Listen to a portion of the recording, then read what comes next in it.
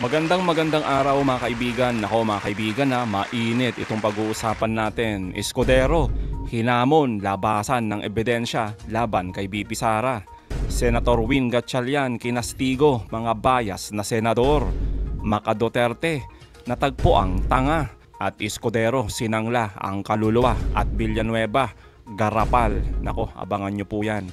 Matapos ang matinding plano ng grupong Escudero na isabotahe ang impeachment ni BP Sara, abay heto at hinamon ng mga prosecutor si Escudero na huwag patagalin ang impeachment at ilalabas nila ang malalakas na ebidensya laban kay Sara. Samantala, Senator Gatchalian kinastigo ang mga bias na senador na harap-harapang binabastos ang taong bayan para lamang pagtakpan ang kanilang amo. At Kong Chua, bineltahan ang mga Maca Duterteng senador na nagsasabing puro lang daw politika ang impeachment trial para siraan si BP Sara dahil siya daw ang susunod na Pangulo. Yan ang pag-uusapan natin, pero bagong lahat, pakilike po muna ating video, pakishare na din po at subscribe na po kayo sa ating channel. Unahin na po muna natin ito mga kaibigan.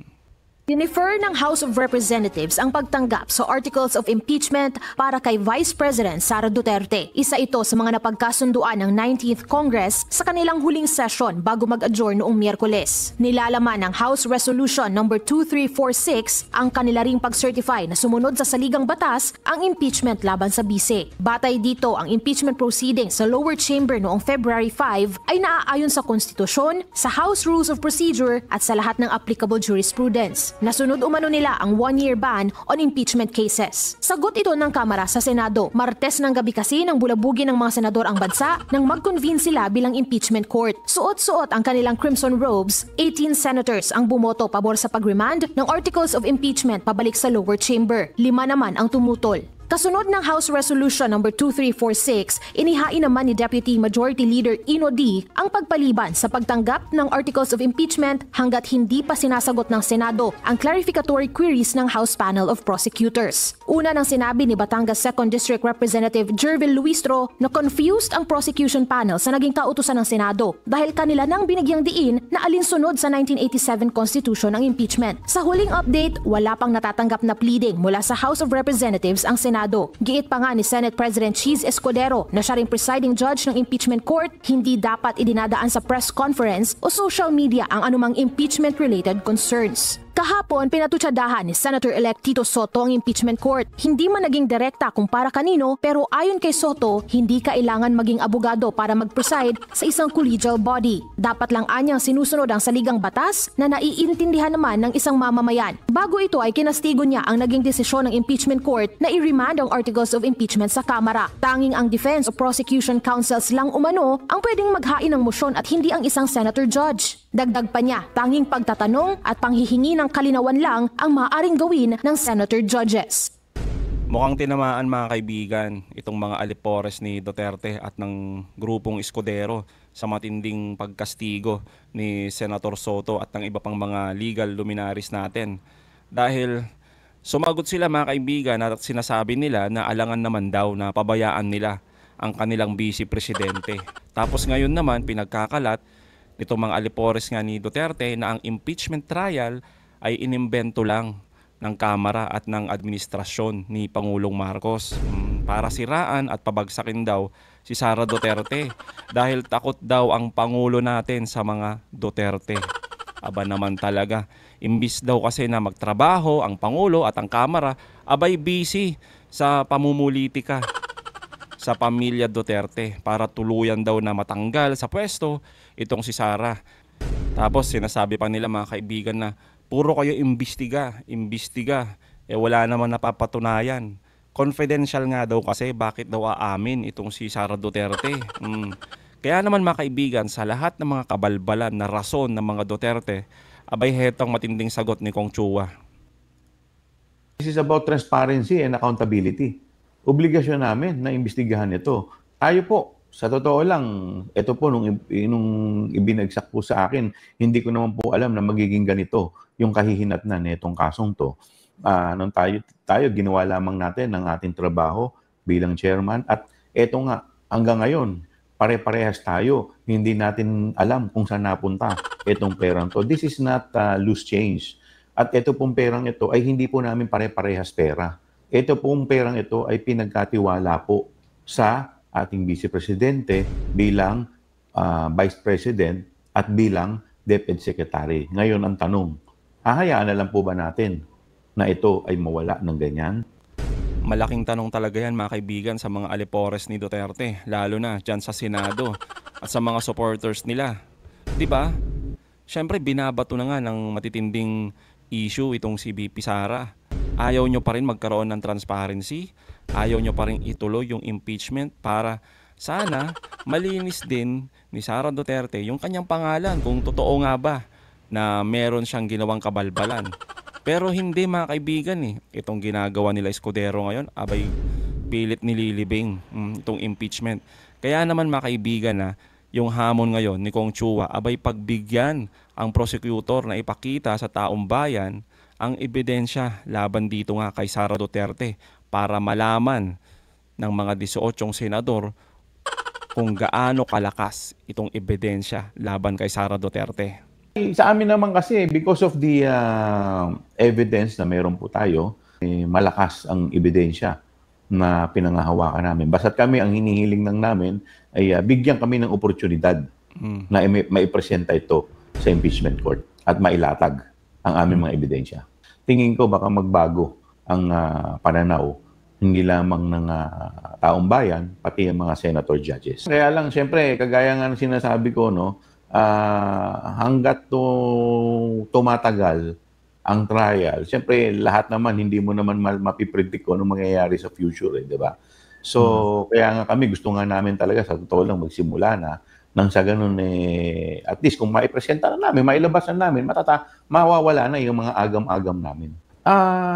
Lahat naman yan total napanood naman ninyo yung aming committee hearing, marami diyan magiging parte netong impeachment trial at marami din doon yun din na naging basehan namin para sa mga criminal sa recommendation namin for criminal filing, no. Lahat 'yan sa tingin namin ay malakas at talaga namang napakahalaga. Hanggang ngayon, hindi hinahanap pa rin natin kung nasaan yung 612.5 million. Tapos ang lumulutang sa atin, mga pangalan ng mga fictitious name o mga nakakagulat na mga pangalan. Kagaya lumabas dyan, sumikat dyan, yun ang pinakasikat dyan, yung Mary Grace Piatos, no? At maraming nag-issue naman ng certification ang PSA at lumalabas dun sa kanilang certification na more than 70 or 80% na itong mga ginamit na pangalan ay hindi nag-i-exist. So, with that, at wala namang malinaw na ebidensya o wala namang malinaw na paliwanag kung saan napunta itong perang to, yun ang hinahanap natin hanggang ngayon. Nasaan yung 612.5 million? Totoo naman kasi mga kaibigan, hanggang ngayon hindi pa rin nagpapaliwanag ang magaling nating Vice Presidente, di ba? Kaya nga nauwi ito sa impeachment case. Ngayon naman, yung bola nasa Senado abay pilit nililibing nitong grupong Escudero at ng Duterte. Tapos sasabihin ni Escudero, tumigil-tigil daw itong mga ibang senador na kakadada sa impeachment process, di ba? Kasi hindi naman daw niya dinidelay ito. Talagang ginagawa niya daw ang lahat para sa taong bayan at magkaroon ng transparency. Antindi talaga ni Escudero, mga kaibigan, no? Ano kala mo sa amin, mga tanga? 'Di ba? Ngayon naman mga kaibigan, matindi yung panawagan na sana wag maging bias yung mga 18 senador. Tapos sana daw mag-inhibit na lang itong mga talagang garapalan, yung pagiging one-sided kay Sara Duterte. Pero sabi nga mga kaibigan ng mga alipores ni Duterte, abay karapatan daw nila na ipakita yung suporta nila sa kanilang VP Sara. Abay matindi talaga, no? Kaya naman mga kaibigan, hindi rin nakapagpigil itong si Senator Gatchalian at buineltahan itong mga 18 senador, lalo na dito sa kanilang pagiging bias mga kaibigan. Well, yung pag-i-inhibit, personal decision yan. At hindi naman pwedeng ang impeachment court ang pipilit na mag-inhibit ang isang senator judge. Nasa sayo yan, no? konsensya mo yan at pananaw mo yan. At ito ay may kaugnayan doon sa panunumpa namin bilang Senator Judge. Kung matatandaan natin, nanumpa kami bilang Senator Judge at kasama dyan sa panunumpa namin yung aming isinalaysay, kasama na rin dyan yung rules. At nakasulat sa rules of impeachment, ang daming beses, mga 2 o 3 beses, na dapat maging pantay o impartial. No? So, ang ibig sabihin dito, ako bilang Senator Judge, dapat maging impartial ako at maging fair sa aking gampanin bilang Senator Judge. At nasa konsensya ko na yan kung kaya ko gawin yun o hindi. Tama naman, di ba mga kaibigan, yung sinasabi dito ni Senator Win Gatchalian, di ba? Na dapat sana maging patas itong mga senador natin dahil nanumpa naman sila na magiging impartial sila, na wala silang magiging bias at all. At titignan lang nila kung ano man yung ipepresentang ebidensya. Mantakin nyo mga kaibigan, hindi pa nag-uumpisa yung presentation ng mga evidence, pati yung mga prosecutor, pati yung article of impeachment. Abay, heto yung mga ibang senador natin na makakapal ang muka na walang hiya talaga mga kaibigan eh. 'Di ba? Harap-harapan tayong ginagawang tanga at pinagloloko. Ni hindi pa nga nauumpisan, gusto niya nang i-dismiss yung kaso. Abay, matindi talaga mga kaibigan, tapos sasabihin nila, hindi kami bias, ginagawa lang namin ito para ipakita yung suporta kay Sara Duterte. Ay, nako talaga oh. Ang sabi sa Ligang Batas natin, pag tinransmit na sa Senado, trial na ang mangyayari.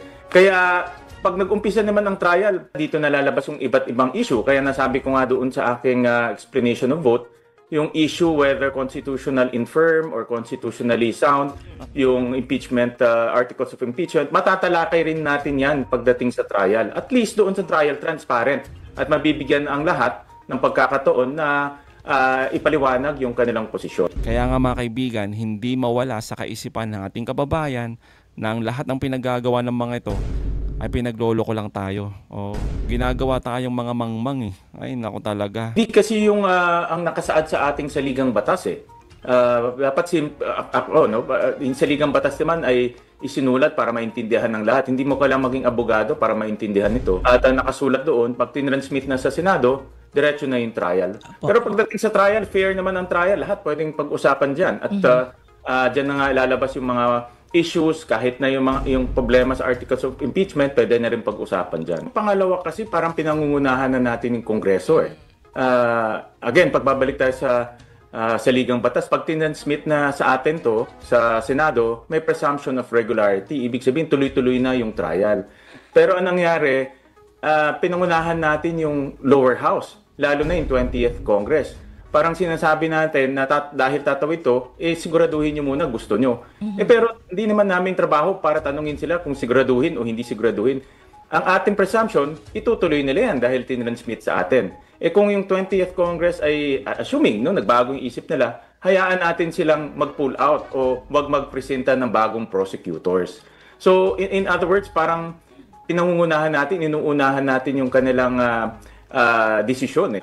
Well, in fact, ang totoo, nasa amin na yung articles of impeachment, pwede na tayo mag-trial. Tuloy-tuloy na ito. Tuloy-tuloy na para, at yun na, kung tingin nila ay ayaw na nila, pwede naman nila i-withdraw o wag sila mag-appoint ng prosecutors, yung mga bagong prosecutors, pwede rin sila magpadala ng sulat na ayaw na namin ituloy. Pero hanggat wala yun, dapat tuloy-tuloy lang. Yan kasi yung sinasabi ni mga kaibigan ni Escudero, 'di ba?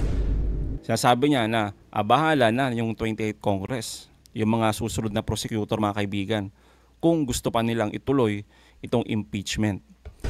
Shifting blame mga kaibigan. Ayaw niyang masisi mga kaibigan bandang huli. Kaya syempre, pag ganun ang nangyari, sasabihin niya mga kaibigan, napakadali, 'di ba? Oh, gusto namin ng impeachment, kaso yung Kamara ayaw na Ano magagawa namin? Galing talaga mga kaibigan. Ay nako talaga, matalino nga naman talaga itong si Escudero. Pero bakit ganun mga kaibigan? Napakasimpleng bagay lang naman ito. Tulad nga ng sinasabi ni Senator Win Gatchalian. Yung impeachment case, ipinasa na sa kanila. O magta-trial na sana. O anong ginawa ni Escudero? Yung fourth weight niya mga kaibigan, fourth weight mga kaibigan. Hanggang ngayon, naghihintay pa rin. Tapos mga kaibigan, gusto pang ilibing. Tapos ang matindi mga kaibigan, bandang huli, hindi sila masisisi. Dahil ang sisisihin pala nila ay ang kamera. Abay matindi talaga mga kaibigan, no? Tapos mga kaibigan, di ba, yung usapin patungkol nga dito sa mga bias na senador na dapat daw silang mag-inhibit. Abay meron ding sagot dyan mga kaibigan ang napakagaling natin na Vice Presidente. Ang walang ka-issue-issue ng korupsyon na Vice Presidente natin. Ang napakataas lagi ng survey rating galing sa False Asia Survey. Walang iba mga kaibigan, ang ating Vice Presidente na si Sara Duterte. Abay meron din siyang mga kaibigan, sagot dito. Eto mga kaibigan. Sinagot niya ang mga isyu kabilang ang panawagan ng ilang kritiko na mag-inhibit o wag nang lumahok bilang Senator Judge sa impeachment case sina Senator Robin Padilla at Senator Amy Marcos. Ayon kay VP Sara, hindi lang sila ang dapat ipa-inhibit. Kung disqualify natin, no, ipapa-inhibit natin ang mga bias na senators, madami tayong ipapa-inhibit din. Tulad ni Senator Risa Ontiveros na sa isang public speech niya ay sinabi, kailangan sirain ang mga Duterte. Si Senator Chis Escudero, si Senator Pimentel na nagsabi, ano ba sinabi sa akin? Unhinged. Parang yun ba ang term na ginamit sa akin? Basta ang sinabi ay lukaret. Lukaret. Baliw ka daw. BP Sara. Sabi nila, mantakin nyo mga kaibigan, ito yung gagamitin mong rason para mag-inhibit si Senator Risa Ontiveros, sina Senator Coco Pimentel, itong si Escudero, napakunwari pa kayo para lang masabi na patas pa din yung pananaw ninyo, the way kayo magrason. Alam nyo mga kaibigan yung mga pronouncement dati ni Senator Risa, Senator Coco, ito lahat ay patungkol mga kaibigan noong uminit yung ulo ni Sara Duterte, yung bumigay na siya, yung meltdown niya mga kaibigan nung last year, 'di ba? Yung talagang yung sobrang init ng ulo niya na high blood na siya mga kaibigan, talagang lumabas na yung pagkademonya niya, 'di ba mga kaibigan? 'Di ba sabi niya pag siya daw ay natumba, ay nakapag-hire na siya ng assassin para itumba din itong si President Marcos, si First Lady at si Speaker Martin, 'di ba? Yun yung sabi niya. Kaya naman, ito yung naging tugon at reaksyon ni Senator Pimentel dati. Kaya kasi sinabihan ng ganyan, luka-luka. Pero mga kaibigan, yung pinagkaiba kasi, noong tumawid na itong impeachment case sa Senado, abay tahimik po talaga itong minority, si Senator Risa at Senator Coco, sa pagbibigay ng komento against kay BP Sara. Lalong-lalo na kung ang usapin ay impeachment. Kasi pinapakita po talaga nila yung pagiging impartial nila. Tsaka na lang sila magkokomento base na lamang doon sa mga ipapakitang ebidensya galing sa prosecutor. Yun yung pinagkaiba nila ngayon dyan sa mga alipores ni Duterte. Di ba? Ni hindi pa nga nag-uumpisa, mga kaibigan, yung impeachment. Di ba? February pa lang mga kaibigan, sinasabi na nila na talagang Sara kami kahit anong mangyari. Yun yung pinagkaiba mga kaibigan. Hanggang ngayon naman sinasabi nga ni Senator Coco at ni Senator Risa, sila ay magja-judge base sa makikita nilang ebidensya. Samantala mga kaibigan, itong mga alipores ni Duterte, anong sabi? I-dismiss na natin yan. Wala yan. Peking peking impeachment lang yan. Invento lang yan. Takot ba sila mga kaibigan na malaman ng taong bayan yung sinasabi ng mga prosecutor na malalakas na ebidensya laban dito kay Sara Duterte? Di ba mga kaibigan? Kaya ganyan. Tapos may pagganito pa si Sara na dapat patas lang dapat. Sinasama pa niya si Escudero na kunwari mag-inhibit. Huwag nga kami. Ginagawa niya talaga kaming tanga. Abay matindi talaga kayo, no? Kaya naman mga kaibigan, yung mga pinaggagawa ng mga to, lalo na tong si Escudero, tapos yung isa ngayon mga kaibigan na kinaiinisan ng marami, itong ginawa ni Villanueva. Tinatawag nga ngayon na si Boy Kilay at si Boy Dila. Abay eto mga kaibigan, talagang binisto ni Attorney Enzo itong mga kabalbalan ng dalawang to mga kaibigan. ito yung dalawang sobrang kinamumuhian ng tao. Itong si Escudero, alam naman natin, ramdam niya rin, ramdam din ni Escudero yung grabing pagkamuhi ng tao sa kanya. Sa katunayan, burido lagi itong si Escudero. kahit gaanong pa-cute niya at na parang pinapakita na chill lang siya, relax lang siya, walang problema sa kanya na kinukomentaryuhan siya sa handling niya ng impeachment. Pero ang totoo, aburido at pikon si Cayetano ay si Escudero. Kasi talaga namang sa kanya nabunton ang galit ng tao dito sa ginagawang maniobra na ito sa Senado. Totoo naman, 'di ba mga kaibigan? Sinong hindi iinit ang ulo niya dito? 'Di ba? Maliban lang syempre sa mga gullible na supporter ni Duterte. Ang hindi maaasar dito kay Escudero, 'di ba? Syempre mantakin niyo mga kaibigan. 4 na buwan na dribble niya, 'di ba? Yung kaso. Tapos sasabihin niya pala sa dulo, ay ibalik natin sa kamera. Mukhang may mukhang may mali eh. Tignan muna natin ng maayos 'yan, 'di ba? Tapos mga kaibigan, talagang papangalandakan pa niya na ang lahat ng ito ay naaayon sa batas. Sinusunod niya daw ito. Hindi daw ito para sa ambisyon. Ang lahat ng ito ay misyon. Ang misyon niya ay para pagserbisyohan daw ang taong bayan. Nitong huli, lumitaw itong si Villanueva. Itong si Villanueva, nakita ng tao kung gaano kagarapal. Sobrang oportunista itong si Villanueva. Noong nagsasalita si Risa Hontiveros at nagkukutsabahan, nagsasabuatan yung mga senador dun sa likod. Si Bato, sinisinyasan si Amy Marcos na patigilin si Risa.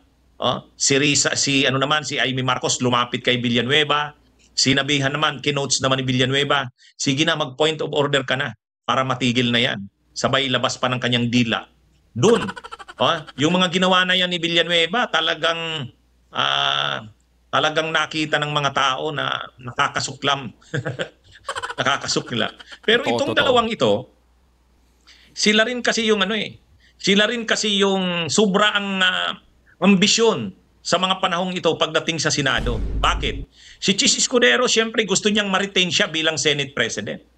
At ginagawa niya ang lahat, kahit isangla niya yung kanyang pagkatao, kahit masira pa yung kanyang pagkatao, mawala ang kanyang integridad. Basta't ang importante, manatili siyang Senate President. Alam naman natin pagbalik ng mga senador, pagpasok ng 20th Congress, ng 20th Congress, mag-i-elect sila ng Senate President. Sa July 28 sa SONA, sa State of the Nation Address, July 28, magbubutuhan ng Senate President. Gusto ni Chis, siya uli ang maging Senate President.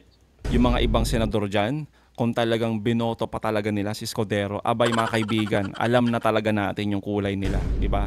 Yung mga 18 na senador na yan, at kung patuloy pa din na susuportahan nila si Escudero, ganun pa rin mga kaibigan ang mangyayari sa impeachment case at trial ni Sara Duterte. Alam na natin kung saan papunta. Kung ito ay muling niluklok mga kaibigan, itong si Chis Escudero bilang Senate President. Nako talaga.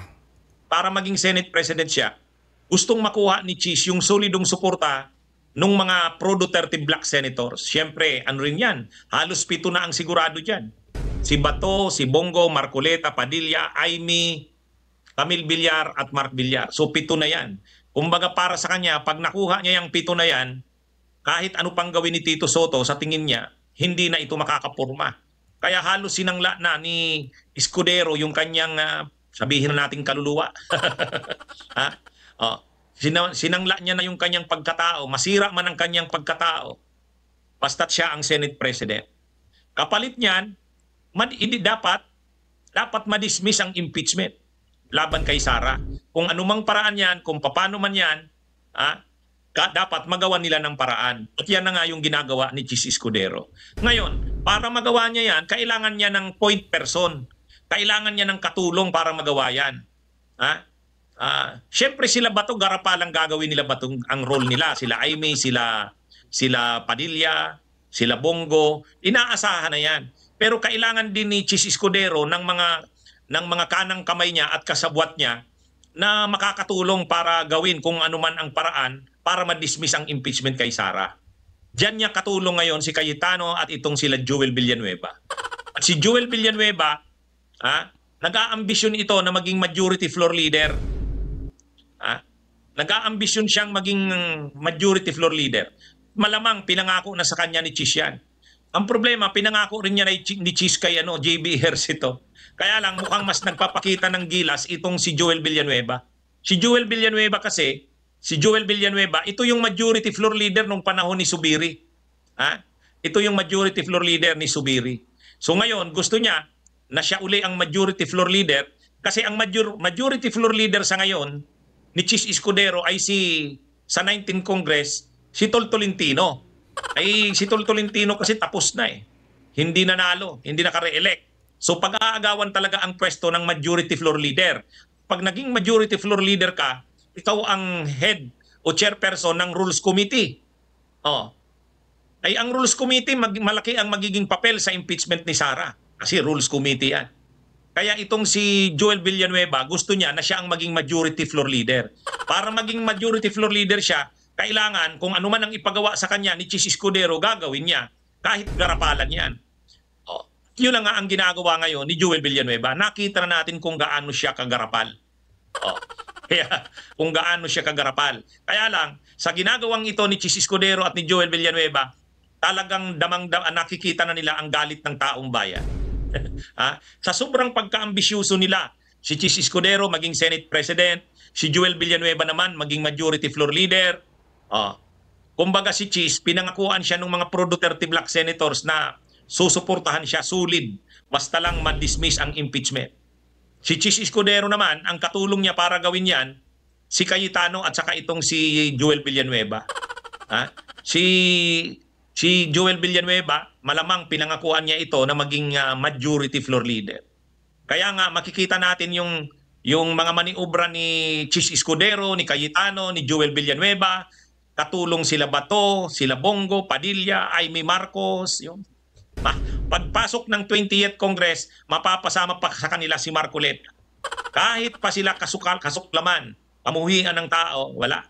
Para sa kanila, wala yan. Ang importante yung ambisyon nila. Kaya lang, yung hindi nila naiisip, masisira ang kanilang karir sa politika dahil sa ginagawa nilang yan. Yun, malinaw mga kaibigan, di ba? Na talaga ang punto dito ni Attorney Enzo, ang lahat ng ito ay dahil sa kanilang ambisyon mga kaibigan. Ambisyon ni Escudero na manatili bilang Senate President. Kaya syempre kailangan niyang magpakasip-sip sa mga Duterte group, di ba? Yung Duterte Block. Tapos yung mga iba naman, mga kaibigan, talagang kailangan niya talagang gawin to para makuha niya talaga yung inaasam niya na pwesto. Gusto niya siguro yung forever, mga kaibigan, na nandyan siya lagi sa pagiging Senate President. Di ba mga kaibigan? At ito namang si Boy Dila, mga kaibigan, hindi na nahiya, mga kaibigan, di ba? Ayoko na sanang sabihin to mga kaibigan, pero totoo naman, naggarapal talaga. Para lang sa sarili nyong interes, sa mga ambisyon ninyo. Di ba? Alam naman namin na mga politiko kayo. Yan naman talaga yung gusto ninyo, di ba?